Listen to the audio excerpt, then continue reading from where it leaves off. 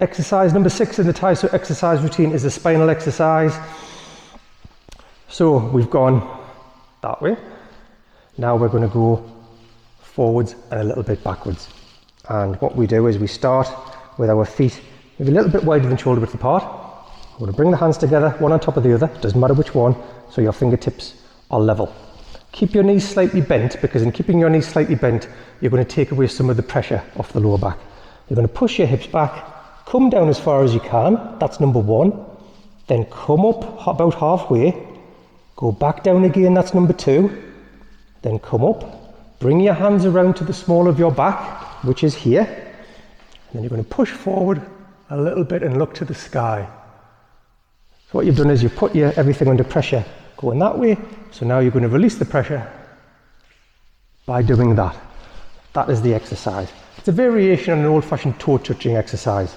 The reason for the half coming back up halfway, by releasing the stretch, the next time you do it, you'll probably be able to go a little bit further. So the first time all you're doing is going as far as you can naturally go. And then when you come up halfway, you go down again, see if you can get a little bit further. Don't try and pull all the muscles in your back by pushing really, really hard. Excuse me. Be gentle. Just work up to whatever you can work up to. The other thing is, when you're starting here like this, you're not pushing out like that.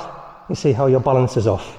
You're really keeping the knees a little bit bent, pushing the hips back and hinging to come down like that. That's what we're doing. If you were coming down like that, your balance is off and everything's off. You're using completely different muscles, and that's why you'll probably strain something, because that's not how the body would prefer to do it. So we're there, push the hips back and come down, halfway up, all the way down, hands on the back, and bask. Or not bask. I call these kind of positions where we do that, or we do that, kind of basking, because we're looking up like that, and we're kind of we're happy about it. We're happy that we are exercising there. We're happy that we are breathing in new air. We are happy that we are using our body for good. So, exercise number 6, the spinal exercise. Feet a little bit wider than shoulder width apart, hands on top of each other.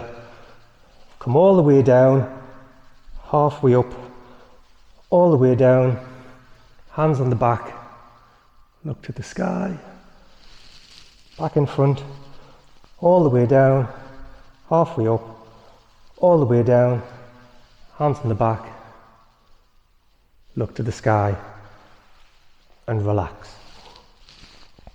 Like I say, that one is the first one really where there's some scope, if you have a problem, if you have a pre-existing problem, that it could hurt a little bit. So that's the one where you need to get checked out or be careful, essentially. Know your own limitations and don't think, oh, well, I can do that. Just throw yourself into it. Never throw yourself into anything. Gentle, slow, repetitions built up day over day is where you're going to see the improvement. So let's do it this way.